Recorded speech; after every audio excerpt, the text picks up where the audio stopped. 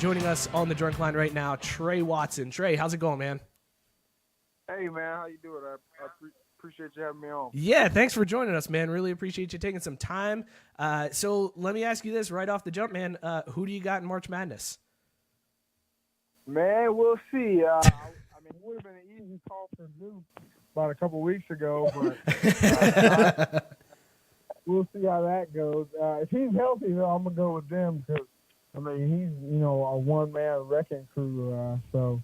It's really super hard to bet against Zion. It's really hard to bet against Zion.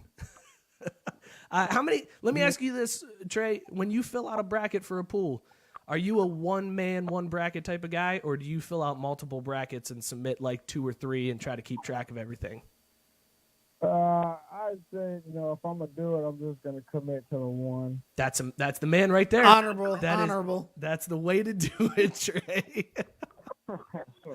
So the NFL Combine just wrapped up recently, and you didn't get invited. Does that motivate you to prove that you can be an NFL linebacker any more so than if you had been invited? I mean, I'd say it definitely is, another motivating factor. But I mean, regardless, like you said, the motivation to get there and to perform well at a high level is going to be there regardless. So It's just adding to the list, man. I mean, I think, being snubbed of honors during the season is a motivator. Just my drive to play the game is something that always will be there. And then, this, like I said, just adds on to the list, along with not getting a Senior Bowl invite. Those are things that, while small in terms of the grand scheme of things, I certainly remember them, and they'll certainly be a driving factor moving forward. No doubt. Did you watch the Combine at all this week? Yeah, I definitely stayed in tune with what was going on. I feel like it behooved me not to have done so, especially with the linebacker group. I'm going to pay attention to what everyone else is doing, see what's going on, watch the drills being run. That those guys have been doing for multiple months now, and same thing I've been doing here during my training. Well, good. If you were watching them, then was there any moment or were there any players that you thought, I'm better than that guy? My personal opinion, man, and it's not everyone's favorite, but if you're going to be someone who's going to play this sport, especially trying to play it at a high level, you better be a top-notch competitor. And by that, I'm saying you better not admit anyone is better than you until they've proven otherwise, and maybe until they've proven otherwise consistently, because sometimes you'll take a loss and come back and win. So I'm going to tell you right now, I'm better than every single one of those linebackers who was there. That a boy. That a boy. I love it. None of these PC answers. Awesome, man. Tre. Yeah, I mean, and look, and here's the thing. If you ask any of those other 41 guys who were there, I would hope that their answer would be the exact same. Right. That doesn't mean you don't have respect for the rest of the guys, or respect what they're doing. That just means you believe in yourself enough to bet on yourself to be successful at the end of the day. And anything less, I feel like you're kind of giving in way too early. I totally agree wholeheartedly. And Tre, you're in a position, you play a position that a lot of people kind of look at as the psycho on the field. The linebackers are seen as the ones who might have a little screw loose, but they're also the ones that, from what we've talked to, we've had a couple guys on the show before who are linebackers. There's almost like a switch that just goes off. You're kind of cool and collected outside of the sidelines, and as soon as you get on that field, some switch flips in your brain. Do you think that accurately describes linebackers? Yeah, I mean, and there's always going to be different kind of players who play all positions, but if you step on the football field, unless you're like a kicker or a punter, you have a certain level of insanity to you, because you're asking them either run into guys full speed for 3 or 4 hours every weekend, or you're asking for guys to run at you and you have to find a way to make a mess. So there's a certain level of crazy that comes along with enjoying doing that week in and week out. But yeah, the linebacker position, man, in terms of physicality, you're going to have it all the time, unless you're just someone who can literally make every blocker possible miss and tackle guys with air. But I don't think that kind of guy exists. So it's an extremely physical position. It requires a lot of you mentally and physically. And, if you're not a tenacious guy in there, you're going to kind of get swallowed up, and you probably won't be very good, to be honest. Well, speaking of making guys miss and everything, as you head into the league, who's the one guy in the league that's playing right now that you most want to see in the open field? Man, I haven't been asked that one yet. Man, Bam! There's so many really talented guys, especially, coming from the Big Ten. I've played against, several of the guys who are literally the top 5 running backs in the league with Zeke Elliott and Saquon Barkley. So, those are two guys who are extremely talented at what they do. I know Todd Gurley is one of those guys who's a beast. He's probably my size or bigger, and then runs a 4.4. So, I'm welcome to any challenge, but any of those three, I definitely know that got to bring everything I got to make those kind of plays. And who, while you were growing up, who's the linebacker that you pointed to and said, that's who I want to be like, or that's who I aspire to model my career after? Yeah, I think the biggest thing for me when I was growing up, I got to watch football, not just the linebacker position, but all positions, and just, admired great football played. I wouldn't say I model my game after one particular guy, but like guys like Patrick Willis. Boom, my man. I was hoping to God you said Patrick Willis. I'm a 49ers fan, and all right, you got it. You get it. Somebody sign this man. Yeah, look, and he retired before his prime really was up, which, I'm sure, worked out for him health-wise and all those things. He got to walk away from the game healthy, but just the way he played with his tenacity, just always physical, always flying around. I don't know if he would have made it in 2018 with the way they're, suspending and fining guys, because, he used to do some guys dirty in a clean way, but dirty in that they didn't want to be around when 52 was roaming the field anymore. Yeah, I'm having flashbacks and good memories of him running people down and just hitting that hole and being relentless, but not kind of that same thing where it's like crazy on the field and one of the hardest hitters, but off the field, never had any issues like some of the other guys we got out in the Bay during his time there. But just to move it on and not harp on anything like that, it's National Pie Day. So if you could have one type of pie for the rest of your life, what would it be? Man, that'd be sweet potato pie. I'm a big food connoisseur, and desserts are a specialty, even though, you can't have them all the time, but I've tried a lot of things. I'm a big pecan pie guy when made well. When made not well, it's kind of disappointing.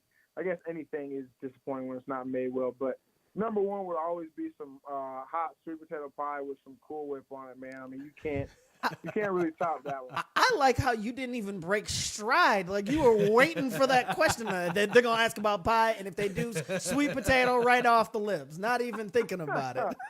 That's just one of those things you don't have to hesitate about. If you would have said favorite dessert overall, that would have took maybe a couple hours of debating in my head. There's a million I could come to list, but you said pie, so pretty easy. Gotcha. All right, Trey, I'm going to hit you with a combine question. That's my favorite part of the combine is when they just ask crazy questions, no time to think about it. Name as many digits of pi as you can. Go. 3.141516, I think. And that's probably about as far as I can go. I got to be honest, I only had 3.14. So I was just going to say, after 1.4, you had me beat. I was like, I hope he only gets to 1.4 because I got nothing on that. So I'm going to say that's the right answer. Yeah, I know it's 3.1415. I'm pretty sure it's 1.6 after that, but I haven't checked that since like my sophomore year of high school when they taught us. One of those that it's like, when am I ever going to use this? Oh, you'll use it someday. Some idiots on a podcast are going to ask you about this. All right. Yeah, man.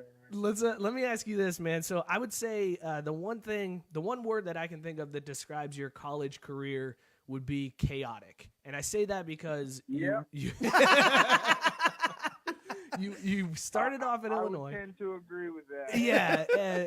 So you started off in Illinois. You went through 3 different coaches during your time at Illinois. And then you transfer to Maryland. Tragedy hits the team, and then you deal with another crazy coaching shakeup.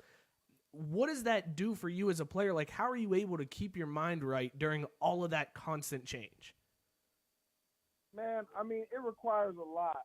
It requires, having to have the ability to, step back from things and kind of just, focus on what's important. Make sure that you keep yourself aligned with the goals that you have, the goals that I set, out when I was a little kid, and that I, reestablished along the way. Because regardless of what went on around me, I had to find a way to be successful, whether that was looking for a new role, trying to build new relationships as I had to do basically every year. Just, having to make a tough decision that, the school that I signed to out of college just was no longer the place where I could be successful anymore. Having to make that decision, leave teammates who I cared a lot about, who I had built a lot with and struggled right alongside those guys with. And then, having to find a new home and then really just going through it all over again, losing a teammate. You kind of just have to stay grounded and remind yourself what is in, your goals at the end of the tunnel. That was the biggest thing for me. And, even with everything going on around me, I just, made sure that I never wavered in the faith I had in my ability and just my drive to be successful. That's solid, man. So I want to talk a little bit about DJ Durkin and the situation at Maryland. From the outside, we heard a ton of crazy reports about what went on. For those of you listening that may not know what happened, a player died during August workouts. DJ Durkin was then put on administrative leave. The university announced that he was coming back, and then the next day, due to some public outcry, he was let go and finally fired. What was it like inside the locker room that day that Durkin was announced as coming back as your coach? Man, I mean, it was pandemonium, to say the least. I mean, just literally we were living day to day, knowing that we're reading all these things going on about our own locker room and not being able to really focus on just playing football. There was always something, in the back of our mind that, okay, what's going to happen the next day? And then, he walks back in unannounced and everything's supposed to go back to the way it was, months before all this crazy stuff happened, before we lost Jordan. And that's just impossible to do. That's not being realistic. And people made decisions for us as a football program that really weren't in our best interest, and then, tried to make adjustments to mistakes that had been made, which really just compounded the issues that were already going on, honestly.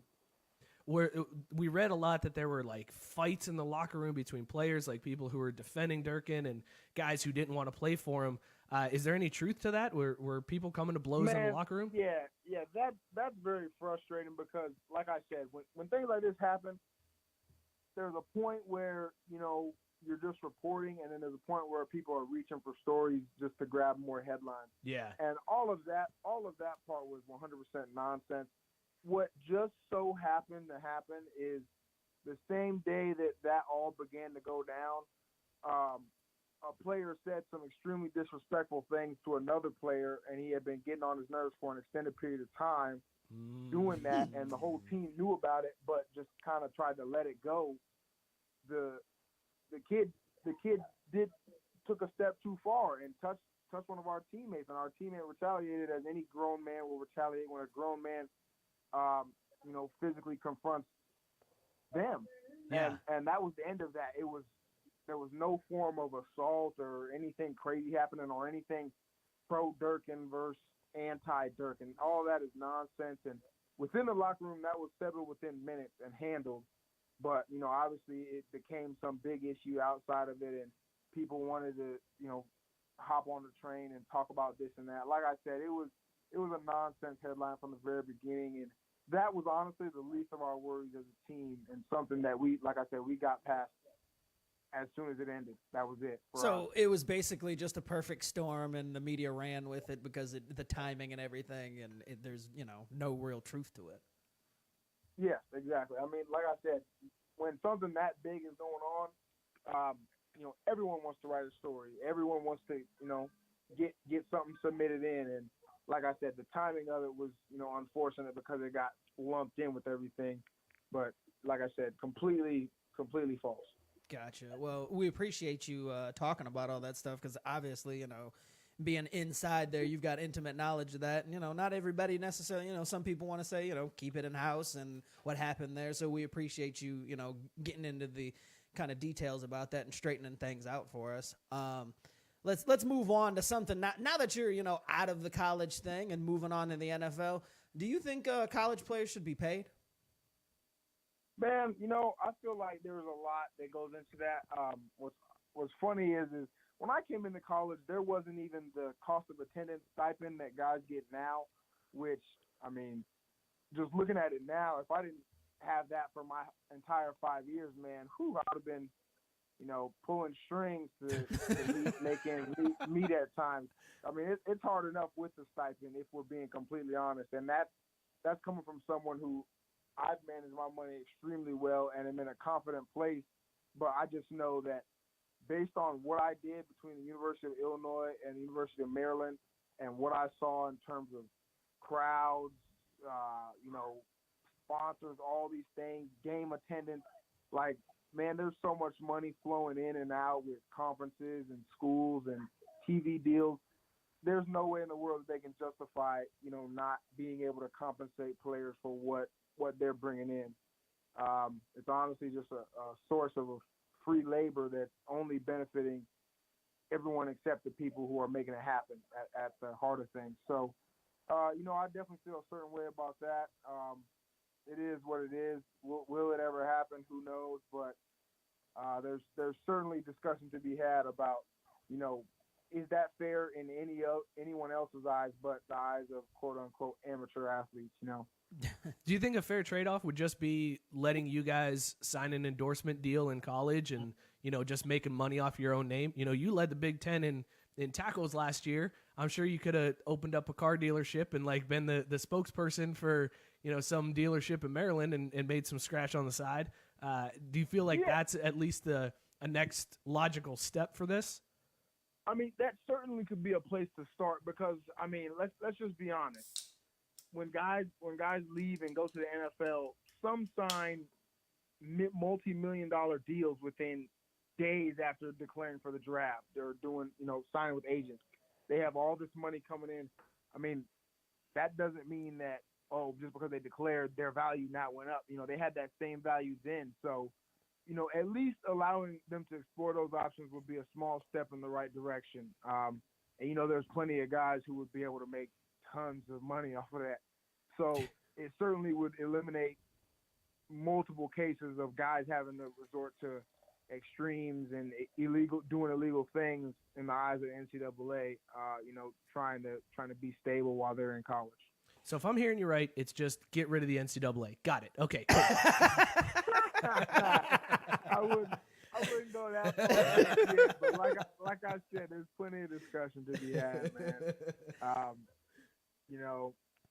Like I said, would the higher ups in the NCAA and all these schools ever enjoy being in the position that some college athletes are, man? I mean, getting just enough money for rent and, telling me that, you're being paid in books and tuition and some meals, because let's be real, not every meal plan is 3 meals a day plus snacks and at the right time in the right place. It's not as sweet as it sounds. Let's just say that. Yeah. I'm not saying it's useless, but like I said, there's more to it than meets the eye. No, we're definitely on your side when it comes to that. I mean, we're always pay these people, period. I mean, they're the ones everybody comes to see. We're not trying to pay the old white people that are in charge of this whole thing. So pay the players. That's the end of the story as far as I'm concerned. But before we kind of get into the end of the interview, where we kind of hit you with some quick hitters, just two questions just to wrap things up. What are your plans for the draft coming up? Are you got a watch party? Are you gonna just hang out, or what are you gonna do on come draft weekend? Yeah, I'll certainly be here in Tampa, Florida, where all my family is, and we'll have something. I don't know if it'll be day 2 or day 3. Gotta kind of plan things out. We'll see how all of that works. What's logical.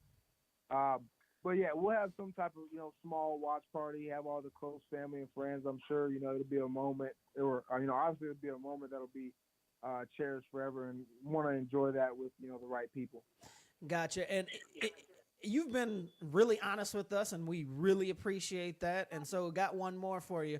If there was a team that you'd say you could pick where you wanted to play, what team would it be for? And I mean, kind of adding to that, is there like a team you grew up rooting for that you could say, that's who I really want to play for just because of whatever reason?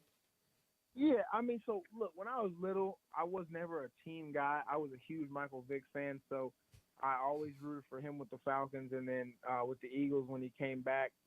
But I never just had like one team that I was always with. Is there a team I could pick, man? I mean, I have no idea. If anything, I'd say I want to play for a team that plays some top-notch defense and is going to compete for a Super Bowl ring, man.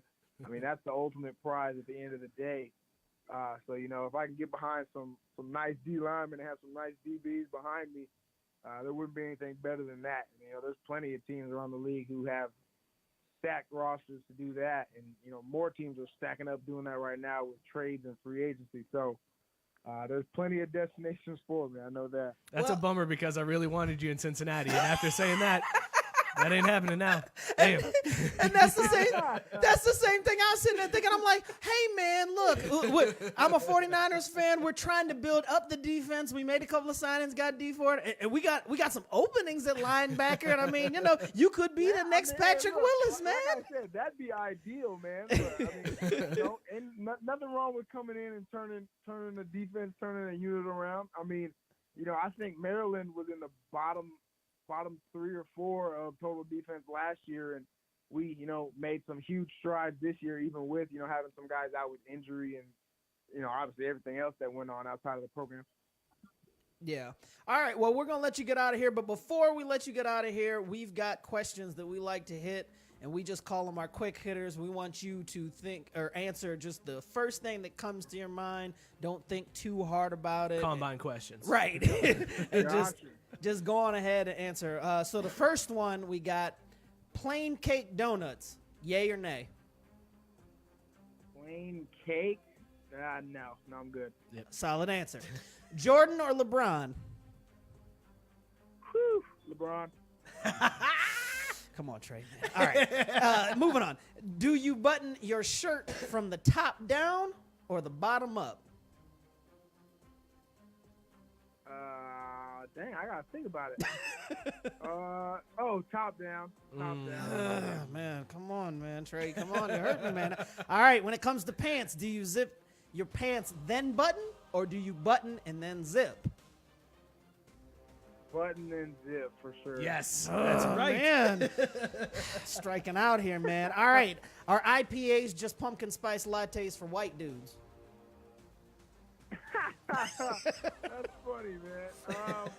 I don't know. I've tried a couple of them, and they're not all my thing. I'm kind of more of a cider guy. I need more flavor than just the weedy, hoppy deal. So I'm not really an IPA guy. Fair enough. Is Die Hard a Christmas movie? Debatable, but I'd say no. Good answer. Is a hot dog a sandwich? Heck no. That, my man, you're coming back strong. You started off a little shaky there, but you're coming back strong. All right, chicken wings, all drums or all flats? I like a good mix, but if I had to, it'd be all drums, man. It's just easier to eat. Fair enough. Pineapple or Hawaiian pizza, yay or nay? You said pineapple on Hawaiian pizza? Yeah, well, it's like because some types of Hawaiian pizza are slightly different, but basically, would you eat pizza if it had pineapple on it? Okay, so I'm gonna say yes, but I gotta explain it, man. I eat pineapple on pizza in one specific case. It's barbecue chicken bacon pizza.